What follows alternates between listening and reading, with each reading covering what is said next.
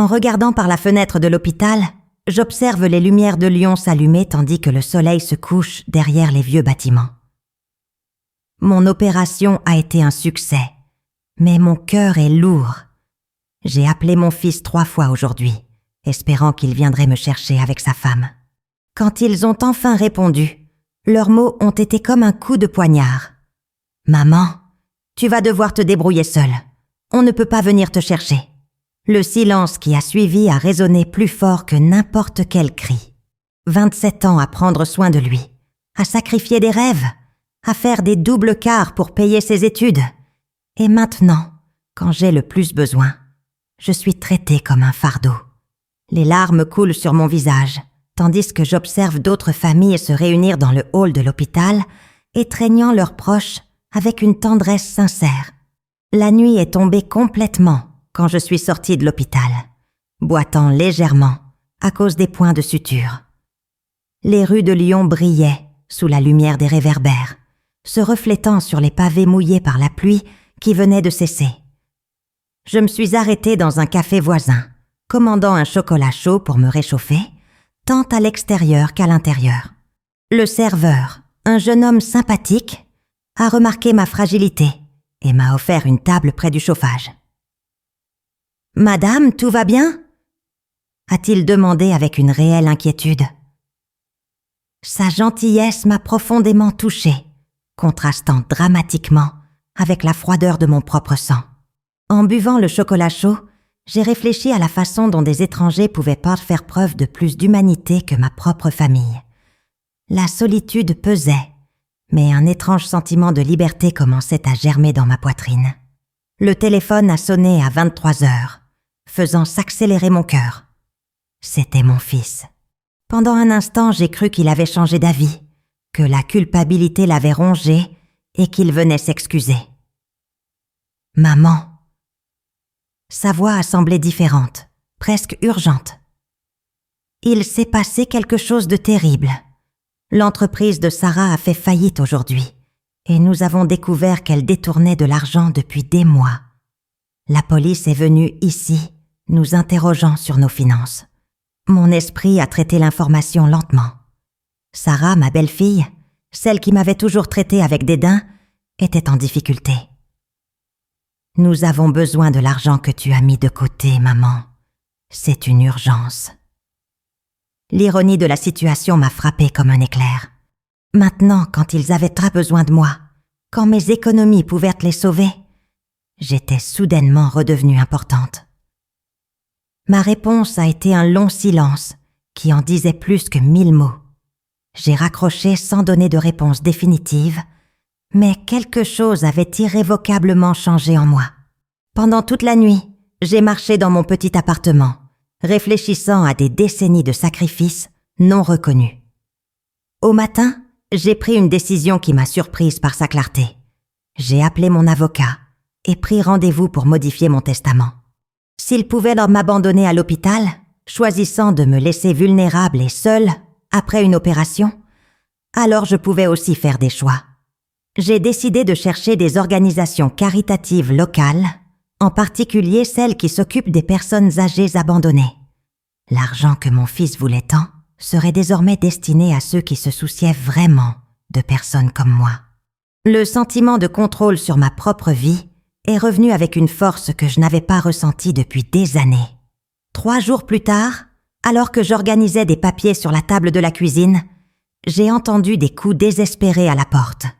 C'était mon fils, accompagné de Sarah, tous deux avec des visages dévastés et de profondes cernes. « Maman, s'il te plaît, il faut qu'on parle !» a-t-il supplié à travers la porte. Sarah, pour la première fois depuis que je la connais, semblait réellement humble. Quand j'ai ouvert la porte, ils sont entrés en parlant précipitamment d'enquêtes policières, de comptes bancaires gelés et de la possibilité d'une incarcération. « Tu es notre seul espoir, maman.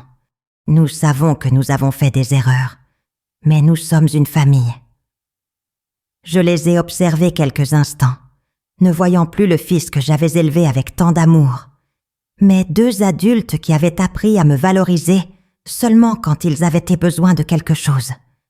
Ma réponse a été sereine, mais ferme. Vous avez raison. Vous avez fait des erreurs. Et les familles ne s'abandonnent pas les unes les autres à l'hôpital. Le silence qui a suivi a été assourdissant.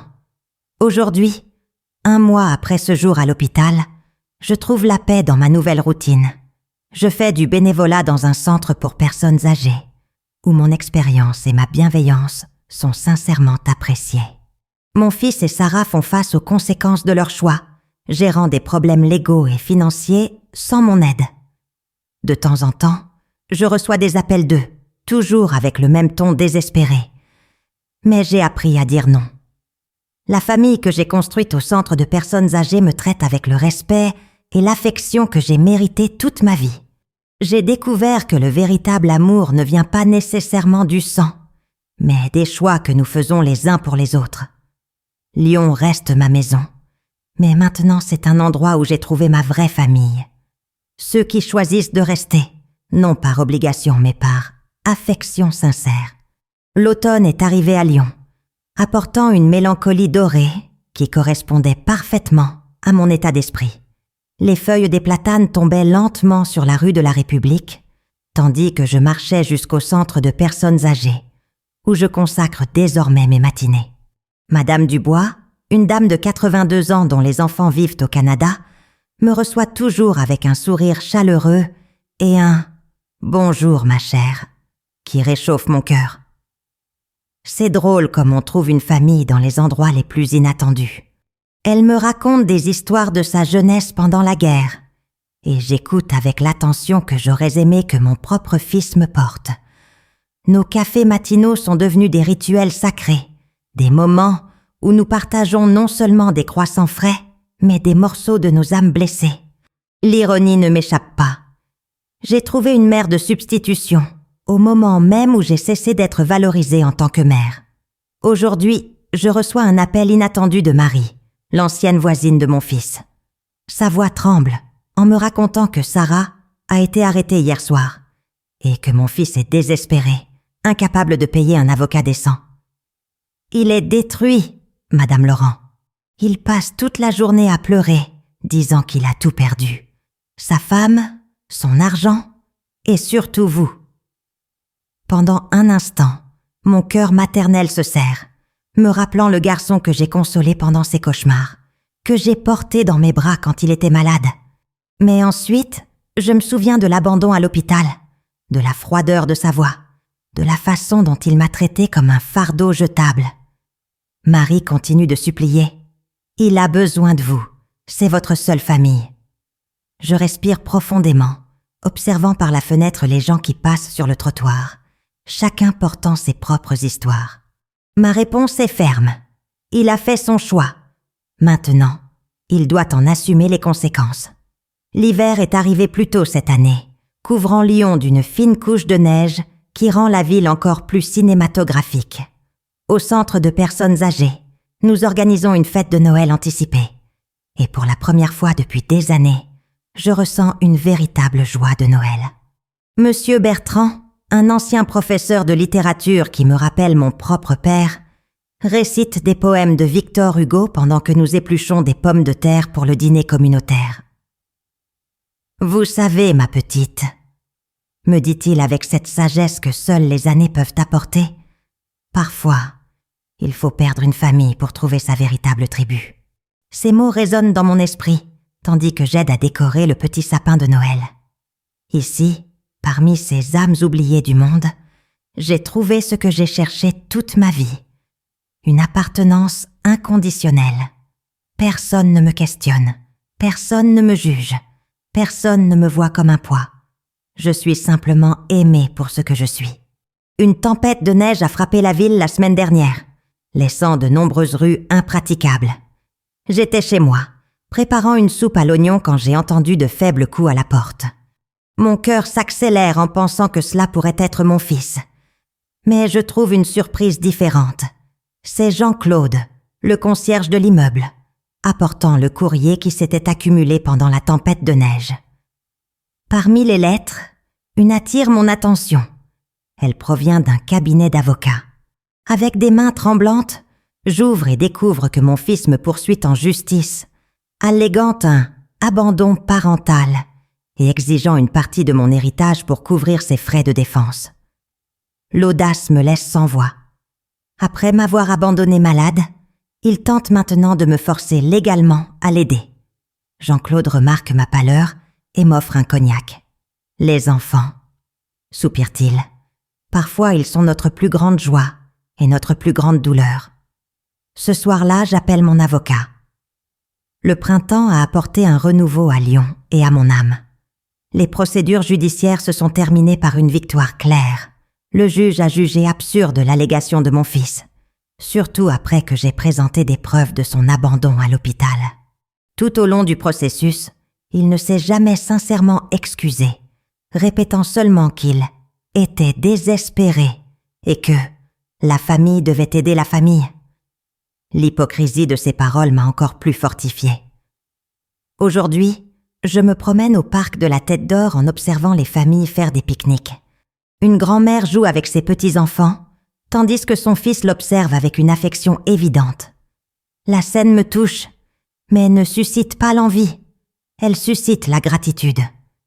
Gratitude d'avoir découvert que nous méritons plus que des miettes d'affection. Sur le banc à côté de moi, j'écris une lettre à moi-même. Une promesse de ne plus jamais accepter moins que ce que je mérite, de qui que ce soit. 2 ans se sont écoulés depuis cette terrible nuit à l'hôpital. Et aujourd'hui, je célèbre mon anniversaire, entourée de ma famille, choisie au centre de personnes âgées. Madame Dubois a préparé un gâteau au chocolat maison, et Monsieur Bertrand a composé un poème spécialement pour moi.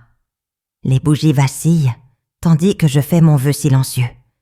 Que toutes les personnes apprennent à reconnaître leur propre valeur. Mon fils s'est remarié, je l'ai appris par des connaissances mutuelles. Apparemment, sa nouvelle femme a une famille riche qui l'a aidé financièrement. L'information ne suscite ni colère ni tristesse, juste une confirmation que j'ai pris la bonne décision. Parfois, le plus grand acte d'amour-propre est d'accepter que certaines personnes ne nous cherchent que quand elles ont besoin de quelque chose. Je souffle les bougies et je souris. Ma vraie vie a commencé le jour où j'ai décidé d'arrêter d'attendre de l'amour là où il n'y avait que de l'intérêt. Lyon reste ma maison. Mais maintenant, c'est vraiment mon chez-moi. L'été est arrivé à Lyon avec une intensité surprenante et les températures élevées ont apporté une agitation inhabituelle dans la ville. Au centre pour personnes âgées, nous avons organisé des activités en plein air dans le petit jardin intérieur où nous cultivons des tomates et des herbes aromatiques que Madame Dubois utilise dans ses recettes traditionnelles. C'est au cours de l'un de ces jours ensoleillés que j'ai reçu un appel qui m'a complètement prise au dépourvu. C'était une assistante sociale, m'informant que mon fils avait eu un grave accident de voiture et était hospitalisé dans le même hôpital où j'avais été opérée 2 ans auparavant. « Il vous réclame, madame. Il répète votre nom constamment », a dit la femme d'une voix douce. Ma première réaction a été une panique maternelle, cet instinct primitif qui nous fait oublier les rancœurs et courir vers nos enfants. Mais ensuite, je me suis souvenu de sa froideur, des poursuites judiciaires, de l'abandon. J'ai respiré profondément et j'ai demandé plus de détails sur son état. J'ai passé toute la nuit éveillée, marchant dans l'appartement et essayant de gérer les émotions contradictoires qui me submergeaient. Au matin, j'ai décidé d'aller à l'hôpital, non par obligation filiale, mais pour ma propre paix d'esprit. Je voulais regarder dans les yeux de cet homme qui fut un jour mon bébé et comprendre s'il restait un vestige du fils que j'avais élevé avec tant d'amour. L'hôpital avait peu changé, les mêmes couloirs aseptisés, la même odeur de désinfectant mêlée de peur et d'espoir. Je l'ai trouvé aux soins intensifs, entouré d'appareils, le visage enflé par les blessures. Quand il m'a vu, ses yeux se sont remplis de larmes. « Maman », a-t-il murmuré d'une voix rauque. J'ai cru que j'allais mourir sans pouvoir te demander pardon. Ces mots m'ont touchée, mais j'ai gardé mon sang-froid. J'avais appris à distinguer entre le regret sincère et le désespoir de celui qui se retrouve seul face à sa propre mortalité. Les jours suivants, j'ai maintenu une routine de visite brève à l'hôpital. Mon fils a raconté l'accident, une distraction au volant, alors qu'il discutait au téléphone avec des avocats à propos de dettes accumulées. Sa seconde femme l'avait quitté peu après avoir découvert la véritable situation financière, emportant avec elle tout ce qui restait de valeur. « Je suis complètement seule, maman », a-t-il avoué lors d'une de nos visites. « J'ai tout perdu, argent, femme, amis. Et surtout, je t'ai perdu. » Il y avait quelque chose de différent dans sa voix maintenant. Une humilité qu'il n'avait jamais montrée auparavant. Mais j'avais appris à être prudente avec les promesses faites dans des moments de vulnérabilité. Je l'observais avec la même compassion que j'aurais pour n'importe quel étranger souffrant, sans permettre aux vieilles blessures de se rouvrir. La douleur était là, mais elle était maintenant accompagnée d'une sagesse que seules les années peuvent apporter. Certains ponts, une fois complètement brûlés, ne peuvent être reconstruits. L'automne a apporté des changements significatifs pour nous deux. Mon fils est sorti de l'hôpital, mais avec des limitations physiques qui l'empêcheraient de travailler pendant des mois. Sans ressources ni soutien, il a fini par perdre son appartement et a déménagé dans un petit studio en banlieue de Lyon. Pendant cette période, nous avons établi un dialogue cordial, mais distant. Il a commencé à fréquenter des réunions d'un groupe de soutien pour les personnes confrontées à des difficultés financières et émotionnelles. « J'apprends la responsabilité », m'a-t-il dit lors d'une de nos conversations téléphoniques hebdomadaires. Comment mes choix ont affecté non seulement ma vie, mais surtout la tienne. Bien que ces mots aient montré de la maturité, j'ai maintenu une distance émotionnelle saine. J'avais construit une vie pleine sans lui, et je n'étais pas prête à risquer ma paix mentale pour des promesses de changement. Le pardon ne signifie pas nécessairement la réconciliation. Je l'ai appris de la manière la plus difficile. Le Noël de cette année a été particulièrement significatif au Centre pour personnes âgées. Nous avons décidé d'adopter une famille nécessiteuse de la communauté, une mère célibataire avec 3 jeunes enfants qui avait perdu son emploi pendant la pandémie. En organisant les cadeaux et en préparant un dîner spécial, j'ai réfléchi à la façon dont ma définition de la famille s'était élargie. Mon fils a appelé la veille de Noël, demandant s'il pouvait me rendre visite. « Juste quelques heures, maman. Je promets de ne rien demander, juste... Je veux te voir. » Sa voix portait une mélancolie sincère que j'ai reconnue. J'ai accepté, mais j'ai fixé des conditions claires. Quand il est arrivé, il apportait de simples fleurs et une carte faite à la main. Nous avons passé l'après-midi à parler de sujets neutres, le temps, les changements dans la ville, de vieux souvenirs qui ne faisaient pas plus mal. Ce fut un après-midi civil, presque agréable, mais j'ai senti que nous étions 2 étrangers polis, partageant des souvenirs de personnes qui n'existaient plus. Il n'y avait plus de rancune, mais il n'y avait plus non plus l'intimité d'une mère et de son fils. Aujourd'hui, 3 ans après cette nuit à l'hôpital qui a tout changé, je me réveille chaque matin avec une gratitude sincère. Mon fils et moi maintenons une relation respectueuse, mais distante. Nous nous parlons 1 fois par semaine. Nous nous rencontrons lors d'occasions spéciales. Mais nous ne faisons plus partie intégrante de la vie l'un de l'autre. Il continue de travailler sur son rétablissement personnel et financier. Et je lui souhaite sincèrement de réussir. Mais j'ai appris que l'amour maternel ne signifie pas accepter n'importe quel comportement et qu'établir des limites ne diminue pas l'affection que l'on ressent pour quelqu'un. Au Centre pour personnes âgées, je continue de trouver un but et de la joie. Madame Dubois m'a appris à faire sa célèbre tarte tatin et Monsieur Bertrand m'a finalement convaincu d'écrire mes mémoires. Lyon reste ma maison. Mais maintenant, c'est un foyer construit sur des bases solides, de respect de soi et d'amour-propre. Certaines leçons ne sont apprises que lorsque nous avons le courage de laisser partir ce qui nous blesse. L'arrivée de l'été a apporté une surprise inattendue. Mon fils a trouvé un emploi dans une petite librairie du Vieux-Lyon. Lors de notre conversation téléphonique hebdomadaire, j'ai remarqué un véritable changement dans sa voix. Il y avait une légèreté que je n'avais pas entendue depuis des années. « Maman, j'apprends la littérature française avec le propriétaire de la librairie. C'est un monsieur âgé qui me rappelle grand-père. Ces mots m'ont touchée parce que mon père avait été professeur de français et il avait toujours rêvé que mon fils suive les traces académiques de la famille. L'ironie ne m'a pas échappé. À 42 ans, il découvrait la passion qu'il aurait pu trouver des décennies plus tôt. Il m'a prêté Les Misérables, a-t-il continué. Je n'aurais jamais imaginé qu'un livre puisse me faire autant pleurer.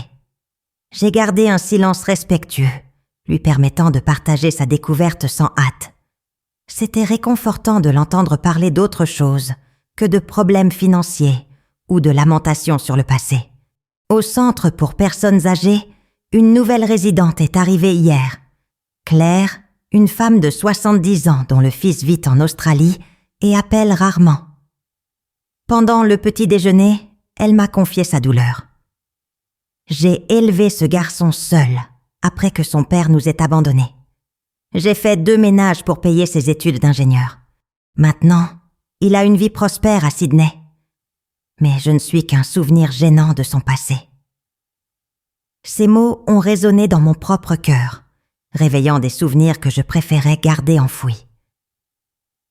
Comment avez-vous réussi à aller de l'avant ? A-t-elle demandé les larmes aux yeux. J'ai tenu sa main tremblante et j'ai partagé mon parcours. L'abandon, la colère, la reconstruction.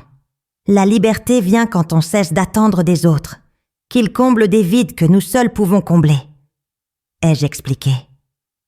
Elle a hoché la tête lentement et j'ai vu dans ses yeux la première lueur de compréhension.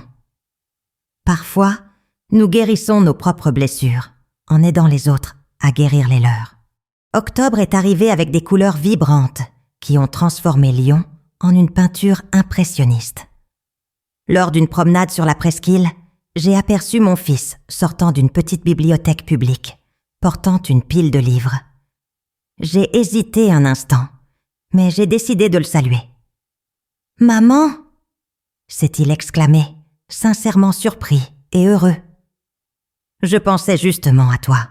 Je viens de découvrir que Balzac a vécu dans cette rue. » Nous avons parlé quelques minutes de littérature, et j'ai remarqué comment ses yeux brillaient en parlant des auteurs qu'il découvrait.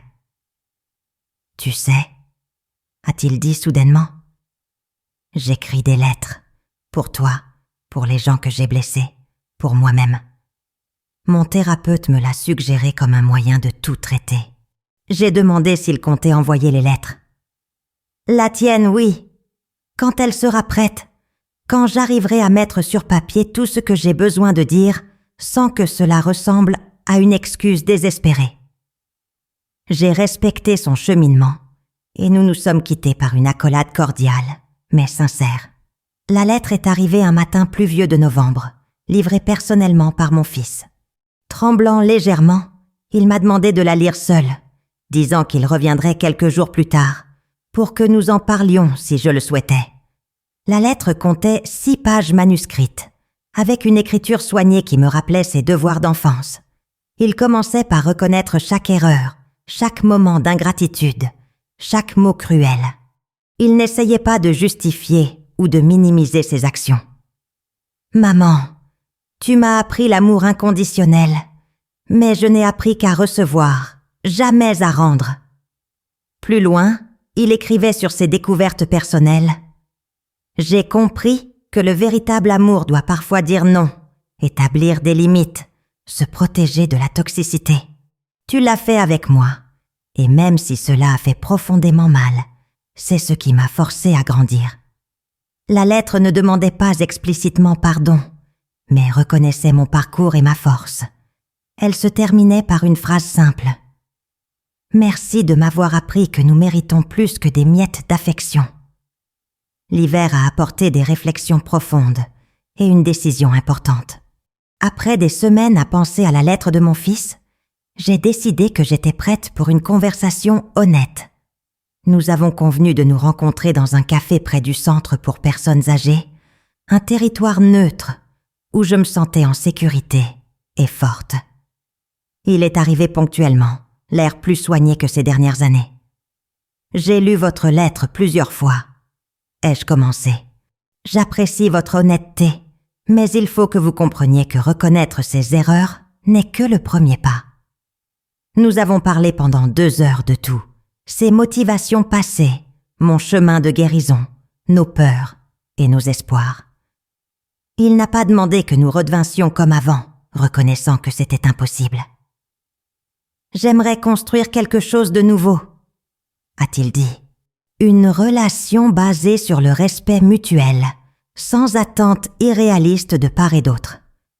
Sa maturité m'a surprise. Nous avons convenu de commencer doucement, des rencontres occasionnelles, des conversations téléphoniques, quand nous le souhaitions tous les deux, sans pression ni obligation forcée. Aujourd'hui, au début du printemps, je peux dire que j'ai trouvé une paix que je ne savais pas possible. Mon fils et moi avons développé une amitié respectueuse. Nous ne sommes plus mère et fils, au sens traditionnel, mais 2 personnes qui partagent histoire et sang, apprenant à interagir en tant qu'adultes indépendants. Il continue de travailler à la librairie et de suivre une thérapie, construisant son propre réseau de soutien. Je poursuis ma vie au centre pour personnes âgées, où Claire est devenue une grande amie et confidente. Hier, en m'occupant des fleurs du jardin, j'ai réalisé que je ne pense plus à ce qui aurait pu être différent. Le passé est une leçon apprise, non une prison où je dois rester. Lyon reste ma ville. Mais maintenant, chaque rue raconte une histoire de dépassement, non d'abandon. J'ai appris que la véritable force maternelle n'est pas d'accepter n'importe quel comportement des enfants, mais d'avoir le courage d'établir des limites qui les aident à grandir. Certaines graines ont besoin d'un hiver rigoureux pour germer au printemps suivant.